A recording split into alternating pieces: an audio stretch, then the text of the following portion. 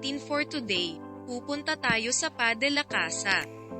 Pumupunta kami sa lugar na ito tuwing nandito ang stepdaughter ko. At bago siya bumalik sa Marcy, inaaya niya kami dito para mamili at magpagasolina.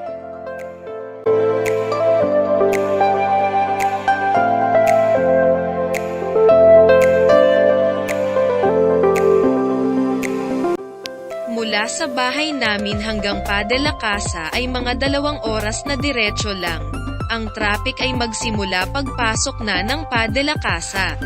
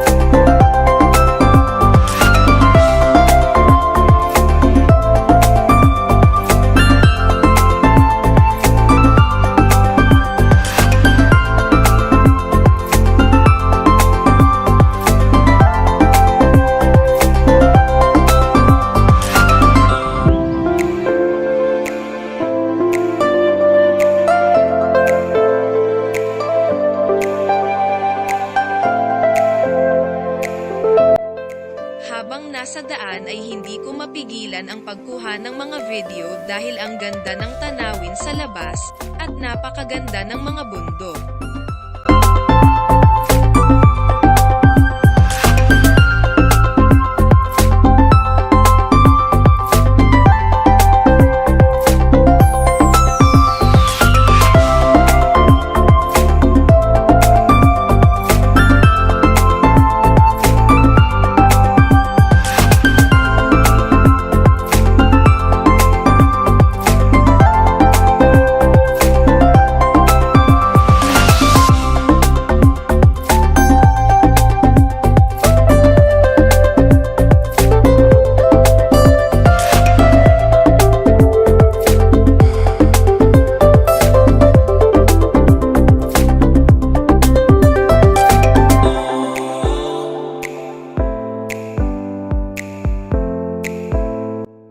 Malamig pa rin ngayon, kaya siguradong matraffic at maraming turista ngayon sa bundok para mag-ski, lalo na at umulan ng yelo kahapon.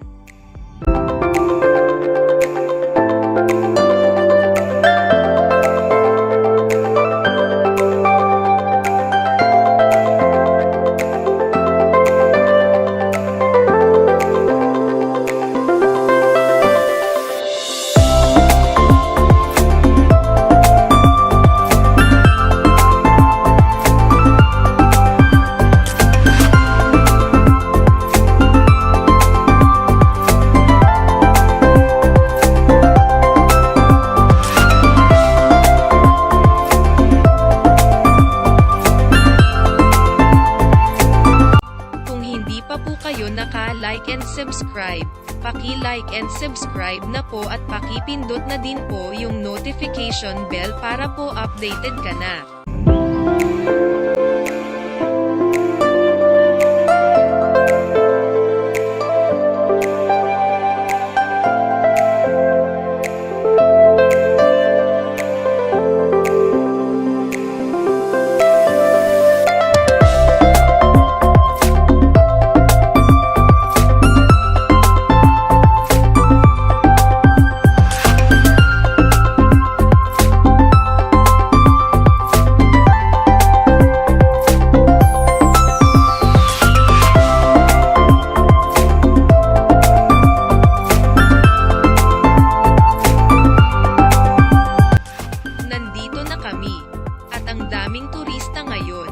magkakape lang kami at mamimili pagtapos.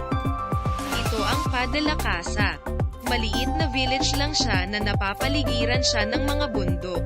Ito ang boundary ng France at Spain.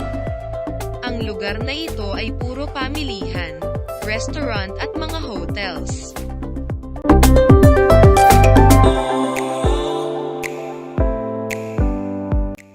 Dito kasi sa Pa de la Casa ay tax-free ang mga bilihin, kaya maraming pumupunta dito para bumili ng pabango, make-up, sigarilyo, alak, olive oil, sabon panglaba at iba pang pangunahing bilihin. Pati gasolina dito ay tax-free din. Meron nga palang limitasyon ang pagbili ng alak at sigarilyo dito.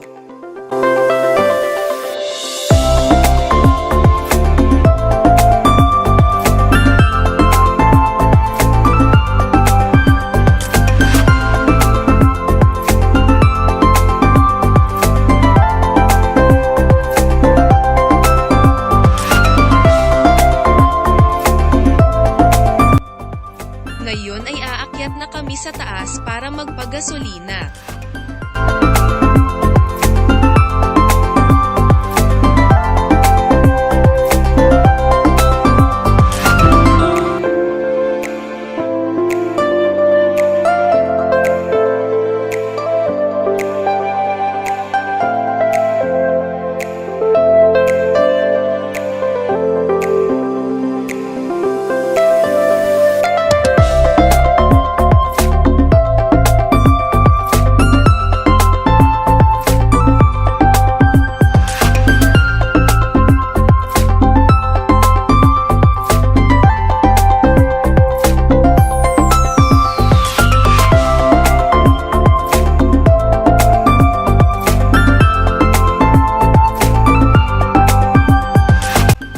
Dito ang lugar ng mga nag-i-ski.